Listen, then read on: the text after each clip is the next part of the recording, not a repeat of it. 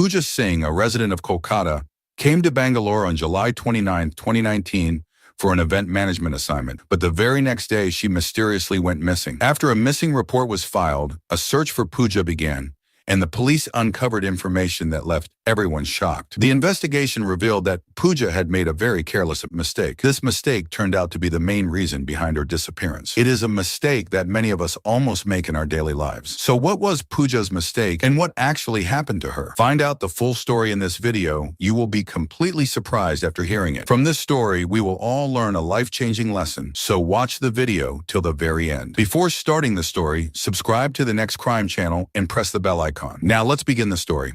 As mentioned earlier, this story is about a woman named Pooja Singh. Pooja was a resident of Kolkata and was 32 years old. A few years ago, she worked as a model, and later she started working as an event manager. Pooja got married 7 years ago and lived with her husband in Kolkata. On July 29, 2019, Pooja had to travel to Bangalore for work. The program was scheduled to take place at a hotel in an area called Parapanayagrahara, Bangalore. According to her schedule, Pooja took a flight from Kolkata and landed at Kempegowda International Airport in Bangalore. From there, she booked an Ola taxi and went to the hotel. While traveling from the airport to the hotel, Pooja had a short conversation with the Ola driver. During this time, Pooja found the driver's behavior polite and friendly, and they continued talking until they reached the hotel. Before entering the hotel, Pooja asked the driver if he could pick her up from the same hotel at 8 a.m. on July 31st, as she had a morning flight back to Kolkata. After agreeing on a fare of 1,200 rupees, the driver accepted and left. Later that night at 4:45 a.m. on July 30th, Pooja sent a goodnight text message to her husband and assured him that she would return to Kolkata on time. Pooja's husband waited for her in Kolkata, but she never arrived. Even as evening approached, there was still no sign of Pooja. Her husband called friends and relatives, but no one had any information about her whereabouts. Pooja had 2 mobile phones, but both were switched off. This made the family even more worried. Suddenly, Pooja sent a message saying, "I'm in Hyderabad for an urgent matter. I need some money." In another message, she demanded 5 lakh rupees urgently from her husband. After reading this, her husband tried calling her immediately, but her phone was still switched off. He then messaged her saying that if she needed money, she should call him as soon as possible.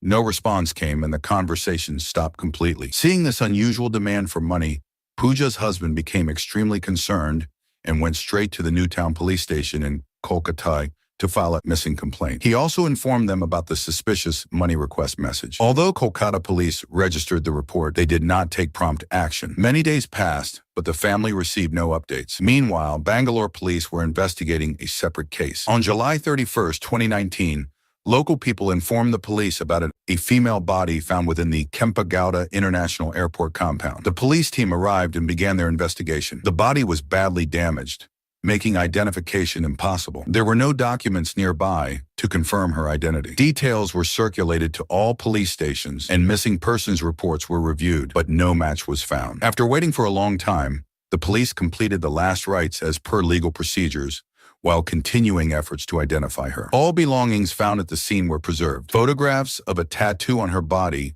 were also taken for identification purposes. Despite the funeral being completed, the police continued their efforts to find her family. They first tried to identify her through the tattoo, but were unsuccessful. Next, they focused on her clothing. The police traced the brand of the clothes and collected customer details from stores across the country for the past 2 years. Eventually, they discovered that similar clothing had been purchased in Kolkata. Based on this, they traveled to Kolkata and reviewed recent missing person reports. They found a strong resemblance between the unidentified body and a missing report filed at Newtown Police Station. After reviewing the case file, police suspected the body could be Pooja Singh. To confirm, on August 16th, they contacted Pooja's brother and asked him to come to Bangalore. Without informing anyone else, he immediately flew to Bangalore. The police showed him the recovered items and photographs. Although the face could not be identified, the belongings confirmed it was Pooja. He then informed Pooja's husband and father, who arrived the next day, and also confirmed her identity. During the investigation, a major lapse by Kolkata police came to light. They had failed to inform Bangalore police about Pooja's travel details, despite it being mentioned in the missing report. Now that Pooja's identity was confirmed,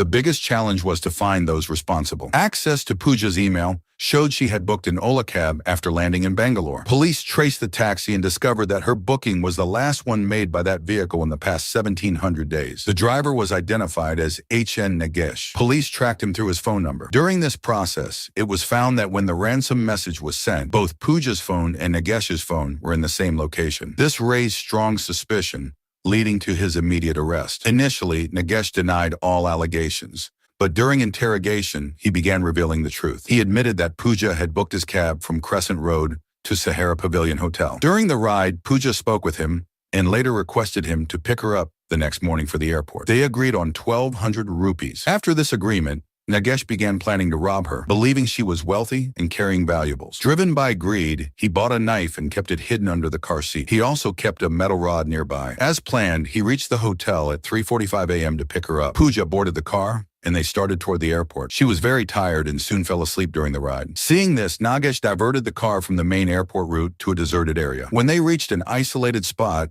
he woke her up and demanded her belongings. When Pooja tried to resist and call for help, he struck her on the head with the metal rod to silence her. Pooja was struck with a rod and fell to the ground unconscious. After she lost consciousness, Nagesh lifted her into his car and drove to a place called Kadai Panahalli. When he reached there, he parked the car inside the airport compound. After the car stopped, Pooja slowly regained consciousness, opened the door, stepped out of the car, and tried to run away unsteadily. Seeing this, Nagesh chased after her and pulled out a knife he had hidden, then began attacking Pooja repeatedly. Due to the continuous knife attacks, Pooja became severely injured and covered in blood. She tried to scream for help, but since it was very early in the morning, no one could hear her cries. According to the post-mortem report, Pooja had been stabbed at least 22 times. Even after so many attacks, she was still breathing. Seeing this, Nagesh became even more enraged and picked up a large stone and struck Pooja on the chest. The blow caused her breathing to stop. Nagesh had taken Pooja's life, but soon he became afraid that her identity would be revealed and he would be caught quickly. So he picked up the same stone again and continued hitting her face repeatedly until it was badly damaged and unrecognizable. After killing Pooja,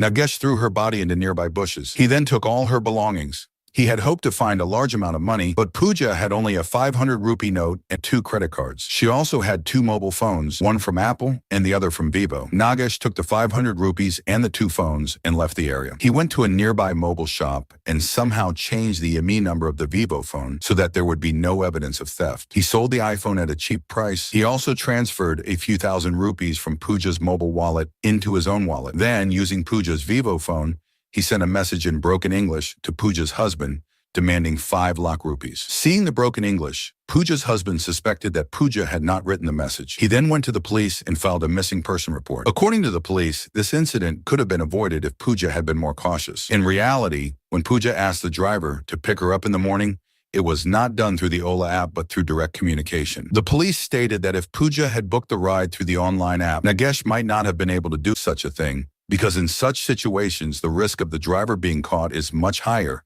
and help can arrive quickly. But in order to save a few rupees, or due to fear of not getting a car quickly in the morning, Pooja made an off-platform agreement with the driver. This decision ended up costing her life.